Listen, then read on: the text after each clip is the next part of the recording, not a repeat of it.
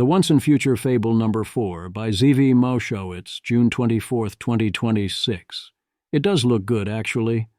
After the odds had dropped quite a bit, they're looking good again, with a 60% chance of restoration by July 1st and 88% by July 31, in the wake of groundwork looking like it is being laid in various places. Leo, breaking.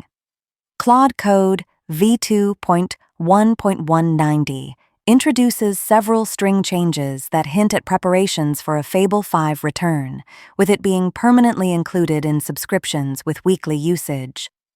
The string, "You've used your Fable 5 usage for this week," has been added, and "purchased separately from your plan" has been removed. Image, version 2.1.190 changes. Fable 5 messaging from saying it runs on usage credits purchased separately to saying it requires usage credits.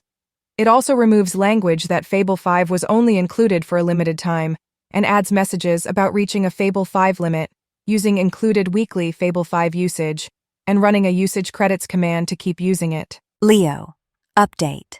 Fable 5 has now reportedly also reappeared in Amazon Bedrock. If the update is based purely on the above info, I would treat the new odds as overconfident.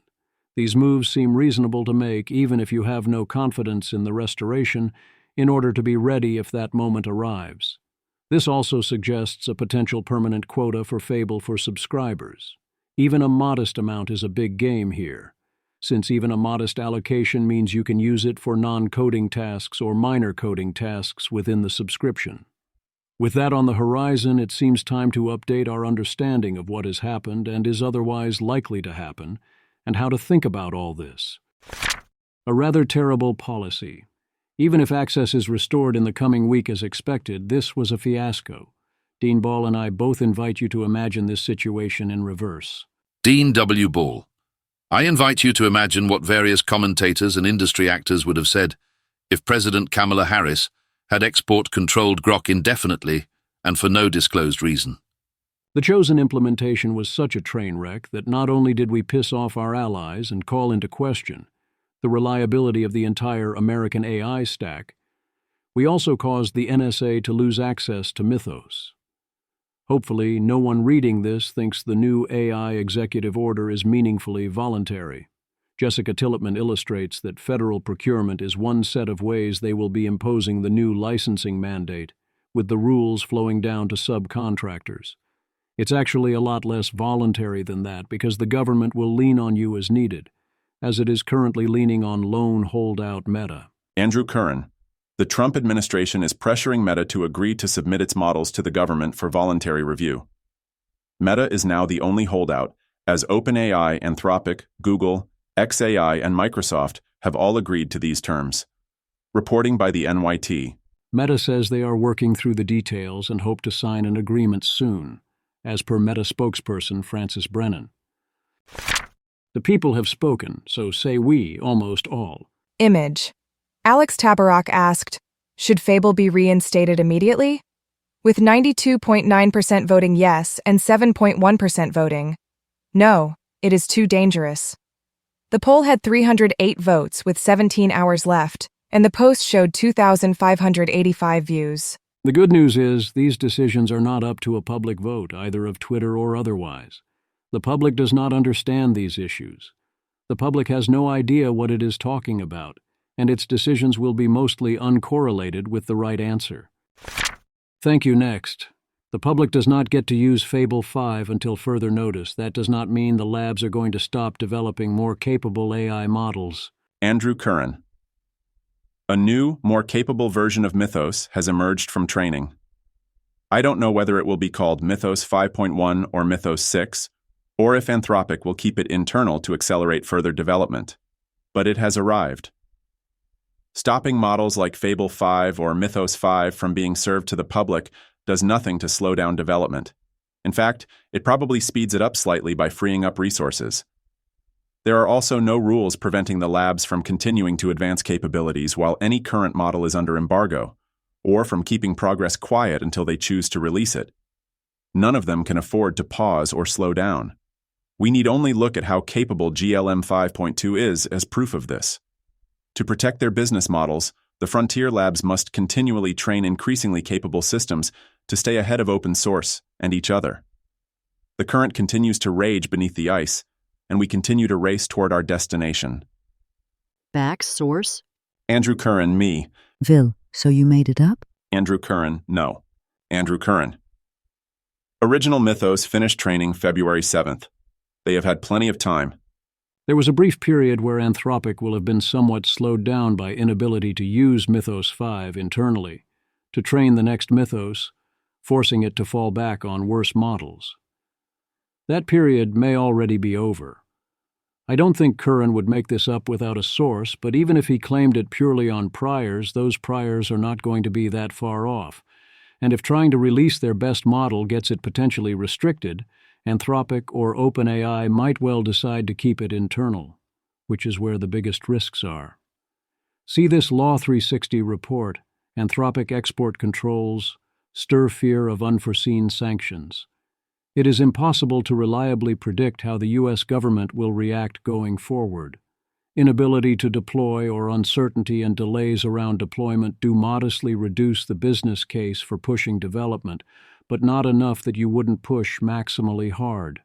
There is no alternative, and the valuations of the companies make the related costs highly affordable. Be very, very quiet. We will see if this prediction holds up. Peter Wildeford, June 21st, 7:07 p.m. The fact that we've gone 8 whole days without any major AI news is kinda weird. Dean W. Ball. I'd assume the whole AI industry in America is effectively frozen from new public releases until USG resolves the Fable situation they have stumbled into. Kevin A. Bryan, frozen from releases but not from development, of course. Dean W. Ball. Correct. If anything, development can maybe be faster. What these babies can and cannot do. It's not news, but to remind us of the stakes, the full version of Mythos can hack basically anything complex that it wants to hack, if given sufficient information, time, and context. What it cannot do is hack into all the classified networks in a matter of hours without being given various other affordances an outside attacker would not have. What actually happened was that a professional authorized red team, given physical access to air-gapped systems, identified issues in our classified systems within hours. Dustin Volz and Julian E. Barnes. In reality, the tests involved red teams of NSA analysts who were using Mythos in a highly tailored environment that would be extremely unlikely for an adversary to replicate, officials said.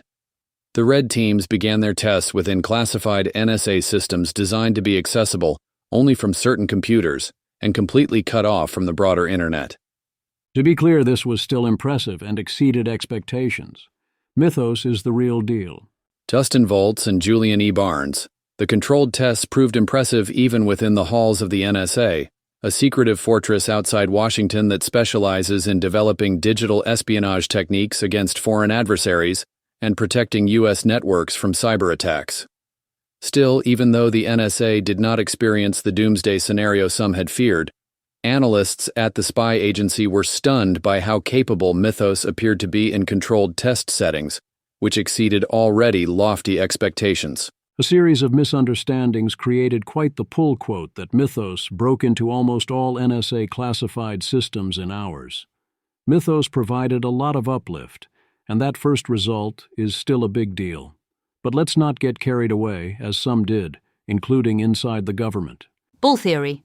The NSA's own director says Mythos broke into almost all of its classified systems in hours during a read team exercise. Per The Economist, Senator Mark Warner, Vice Chair of the Senate Intelligence Committee, said General Joshua Rudd, who runs the NSA and the Pentagon's Cyber Command, told him this directly. This came out on June 11th, the same day Amazon reportedly found a separate jailbreak in Anthropic's models. Within hours, Trump ordered Fable taken offline. Iris C2. Let me help everyone put this story into perspective. The Pentagon, Cyber Command, and NSA all have red teams. The full-time job of these red teams is to attempt to hack into classified systems. The people who work on these red teams, many of whom I know, are cleared to see the classified information that they might bump into along the way. In the case of almost every exercise, the red teams begin with some kind of initial access to the air-gapped classified network. The quote from General Rudd does not imply that any random Joe with access to Mythos could, from the outside world, gain initial access to these networks. What he is saying is this. USG red teams went from having Cobalt Strike et al. To having Cobalt Strike et al. Plus the uncensored version of Mythos. And lo and behold, they were more successful and able to operate more quickly once they had access to Mythos. Here's a real-world example. In January, an NSA red team might know that the Cisco router within classified network was the subject of a recent CVE. Does that mean that the red team was in a position to write a reliable end-day exploit to target it? No. They usually would not have the time/budget to mess around with that. Does it mean that they could actually craft a high-end Lua implant for the router? Also no. Now they can do both. And they can do so relatively quickly thanks to Mythos. Shashank Joshi. This now widely circulated claim is based on a line I wrote last week. I accurately quoted Mark Warner, Vice Chair of the Senate Intelligence Committee, saying that the NSA chief had told him that Mythos broke into almost all of our classified systems, not in weeks, but in hours. But it would be a mistake to read that literally, I think. It surely depends on using Mythos alongside other tools under very particular conditions. I quoted it to give a sense of Mythos's potency, but it was a mistake not to have added caveats. An update. A US official tells me that Sender and Warner misunderstood the NSA Director General Rudd in this case. Rudd did use the hours, not weeks wording, but the use of Mythos in this context was, as widely assumed, part of a red teaming effort, i.e., testing the security of internal networks. The official also told me that the agency's red teams no longer have access to Mythos because their authority for accessing it was under Project Glasswing. Ed Tarnowski. Even if true, it's not reason for panic. Several open-source models have already proven capable, for example, of accomplishing the same Mythos discovery re-OpenBSD. Bugs will continue to persist. Giving defenders access to frontier models lets them find and patch them now. It took several days for us to sort out what actually happened here. The pull quote will probably remain one of those zombie-debunked stories that keeps being cited by politicians, and that plausibly mattered in taking and keeping Fable offline.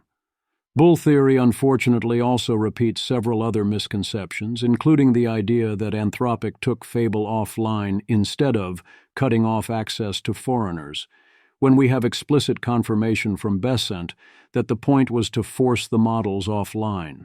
Connor Leahy, the recent Mythos/NSA warning shot as in the pull quote is looking more and more like how I expected a warning shot to look like. An absolutely insane thing happens, and then the FUD machine kicks into action and adds infinity gazillion context until no one knows what is true anymore, and everyone believes what is most convenient.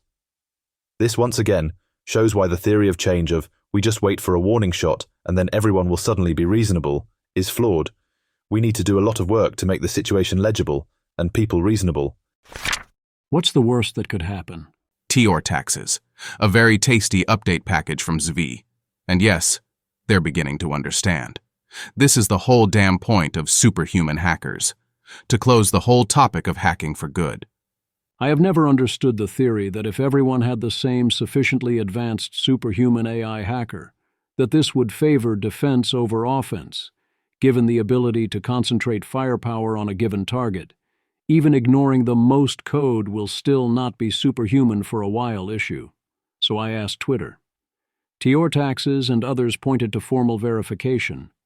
I realize this exists, but so do social engineering, fraud, and impersonation, and so potentially do other outside-the-formal-box forms of hacking the system.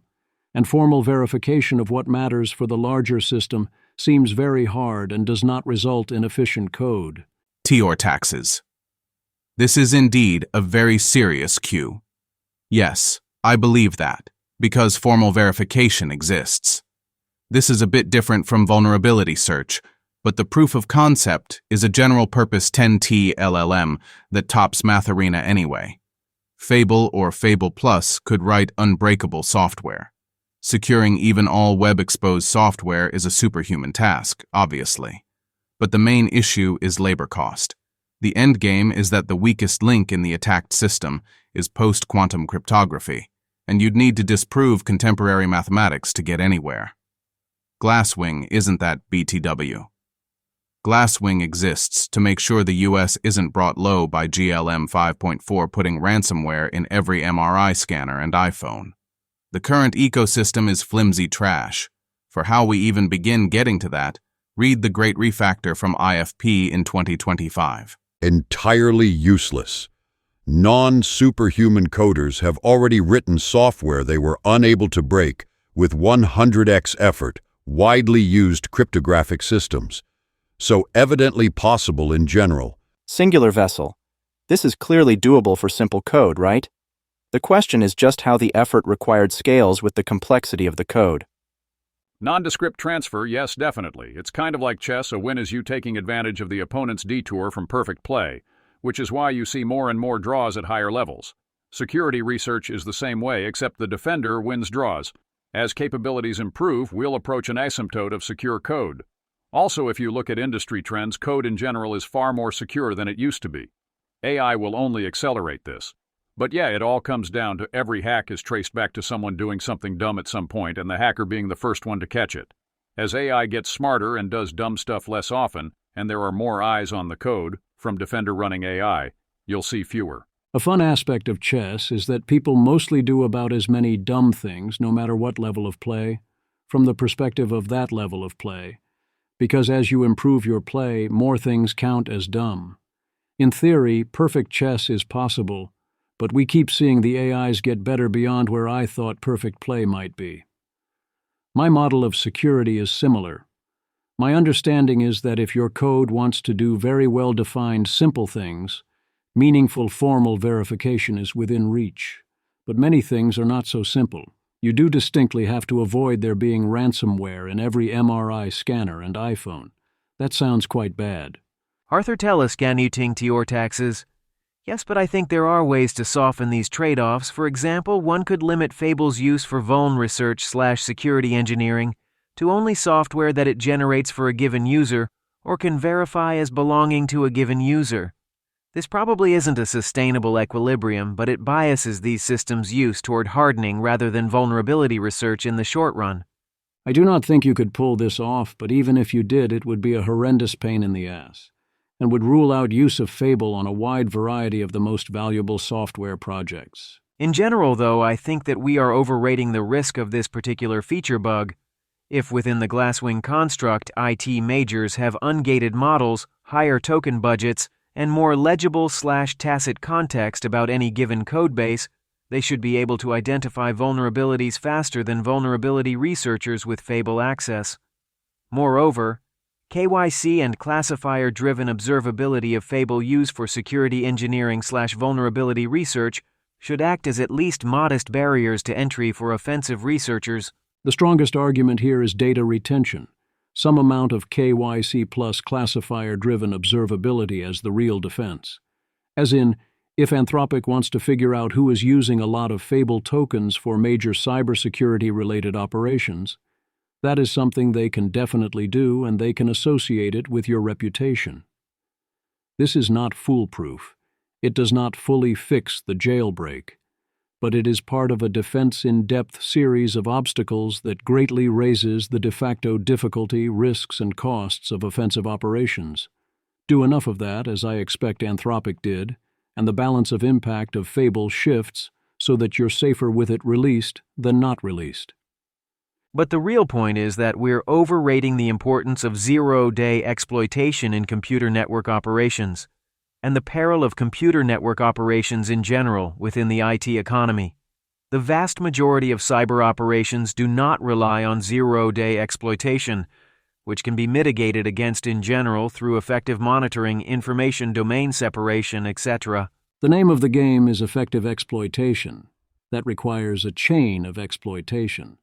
Mythos was special, as I understand it, in large part because it could on its own find and complete such chains, often in unexpected ways. The cost of cyber espionage/attack worldwide, meanwhile, is less than a single basis point of the total value produced by the IT economy, and likely less than a single % of the value produced by democratized machine intelligence. We are witnessing excessive securitization of AI model release on the basis of this omni-use technology's immense capability in program analysis and security engineering vulnerability research. This is where Arthur loses me. The value of cybersecurity is not less than a basis point of all IT value. The value of cybersecurity is all of the value of all IT, period, in the sense that if your cybersecurity fully fails, then you have no IT, or might be even worse off than that. Tail risk management does indeed have to take priority sometimes. That does not need to involve AI might get everyone killed. This is the same as saying, pandemic defense is a small percentage of the national budget as a reason not to worry about bioweapons. No matter the right level of worry about bioweapons, that argument is a very bad reason to not worry about bioweapons. The question is not how much typically goes wrong in cybersecurity. It is what goes wrong in a world where cybersecurity collapses. What happens if they breach our national security systems? If hackers penetrate almost any corporate network? If our hospitals and other critical infrastructure can't stay online? If you can't do a variety of things online anymore because they are no longer secure? Policymakers need to recalibrate. If AI is the transformative technology of our age, it is because its value in scientific production, software development, and labor augmentation. This value absolutely swamps the risk presented by patch reverse engineering, which is itself a malady swamped by the benefits of more effective patching. AI is machine intelligence, literally general-purpose capability embodied in complex software. To deprive the world of intelligence because of the risk of patch re-engineering is to surrender to extreme risk intolerance. I fear that we've built up a cybersecurity complex, including political, bureaucratic, think tanks, and media actors, that is extremely risk-obsessed and views the IT economy as subordinate to the cyber economy. This is an error, however. Cybersecurity risk is a tax that we must pay to benefit from the collective intelligence generated via the IT economy. We cannot allow it to be an anchor, depriving us of progressively advanced intelligence. The fire department considers basically everything subordinate to fire risk and to their own convenience. I think this is quite bad because the fire risks being prevented are often absurdly small, a vestige of a time when a fire could burn down a city. However, if things were different and a repeat of the Chicago fire or similar was a real possibility, then you can see why saying, oh, the fire department is small expense, why are they bossing us around on every little detail of our streets and houses, does not make so much sense anymore. When we say cybersecurity risk is a tax that we must pay, the correct question is to talk price. What is the size of this tax? Are you so sure it is worth paying? You could also challenge that the alternative involves paying that tax soon anyway as part of the calculation. That matters too, and must be factored in. The only valid justification that I can see for such a measure is if we had specific intelligence that a specific rival were trying to use Fable/Mythos as part of a specific vulnerability research program focused on the sort of devices whose exploitation would enable collection operations of sensitive operations at scale that we couldn't easily mitigate, the AWS Nitro hypervisor, or an OWL cross-domain solution, for example. While it's possible that the USIC possesses such intelligence, it seems like this policy was improvised and made on the generic appreciation of the risk of rivals' attempted use of these systems rather than a specifically calibrated threat and risk model.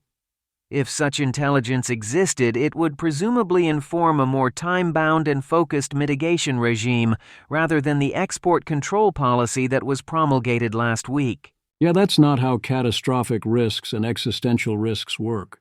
People need to accept this. You do not get to wait until you know exactly who is going to do what, where, how, and when before you act. If you want for that, and the moment does arrive, you will be too late. You don't get to say, oh, now I see the one particular system they're trying to hack that we can't let them hack, because the way you find out is that they already hacked it. The data retention policy is about defense in depth. If you want to stop abuses of a powerful AI model like Fable, you have to do some amount of data retention, so you can figure out, including retroactively, when someone is up to no good and respond. This is part of any sane defense in depth strategy, and rather costly given many enterprises cannot accept it. To those who say versions of, they will train on the data, or sure they say they won't train on the data, but in the future maybe they will change their policy. Please stop. No, Anthropic is not going to forcibly train on your data, nor are they going to lie about this because their most important customers would flee in droves. Pick up the phone. If you make a rule limiting AI frontier model development, as we may have to at some point, you need an agreement with robust monitoring and enforcement mechanisms. There will be great temptation to cheat. If you make a rule limiting AI frontier model deployment, against making it available to the public, you do not do a great job protecting against existential risk, but you do not need such aggressive monitoring, as it is very easy to see what is or is not available to the public. It is and relatively easy to enforce by taking down providers. Davidad. Since I have spoken about the infeasibility of an international agreement that would halt or slow the development of superintelligence, game theoretically unstable now at best, I should clarify there is no such obstacle to agreements restricting public access to dangerous AIs.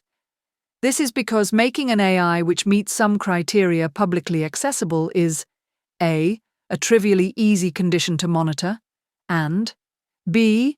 trivially easy to immediately renege on if the counterparty reneges. Together these make a "we won't if you don't" agreement potentially stable. The obvious hole is that if someone decides to YOLO an open model release, you cannot put the weights back in the bottle. You can absolutely prevent most use and punish them for the release, but you cannot undo the release. If that release was truly existentially risky, we're all cooked. But all the top releases so far have come from entities that could easily be required to seek prior approval. Thus, Lingling Wei reports that the US and China are having talks about guardrails, including discussion of non-state actors getting their hands on open-source models, with Treasury Secretary Scott Bessent leading the American delegation. A hotline has been suggested. It is unfortunate that we have put Scott Bessent in charge of so much of our AI policy, given that he seems not to understand AI. I have nothing against him, outside of his recent AI policy decisions, but he is here to lead commerce. He is not to be a tech person. We need a tech person. The same is true for China. We need them to send their tech people. Lingling Wei, WSJ. The dialogue itself fell short of expectations. Beijing put the Ministry of Foreign Affairs in charge rather than a technical body, such as the Ministry of Science and Technology, Doshi said, limiting the substance of the exchange. If the Chinese were serious about dialogue, I think they would have probably put people who know the technology best in leading roles in their delegation, as we did, he said, adding that the US side accepted the arrangement. We didn't really hold them to that as much as we should have. Well, yeah, and the same is true about Bessent. But the good news is we're talking. People just say things. Ben Thompson continues to basically take the position that the underlying facts don't matter. If Anthropic keeps talking smack, then conflict is inevitable, and thus their fault. He also praises Fable as an excellent model. Several times in that post, Thompson attributes rather maximally negative motivations to Anthropic over actions that have very clear reasons. Data retention for defense in depth implies later training on such data. Not wanting distillation of their models means they think no one else should be allowed to train models at all. Wanting to say what their models cannot be used for at all, which all company TOSS do, means they want to have power over everything and everyone, etc. I believe this is a moderately strong version of the negative form of Anthropic Derangement Syndrome, ADS, which, like Trump Derangement Syndrome, TDS, exists in both directions and to varying degrees.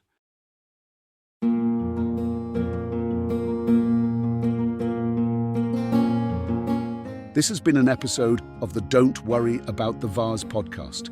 If you enjoyed this podcast, please visit thezv.substack.com to support the author. If you enjoy having AI-narrated episodes, please note this is a listener-supported podcast. To receive new posts and support the cost of creation, consider becoming a subscriber at dwatvpodcast.substack.com. Thanks for listening.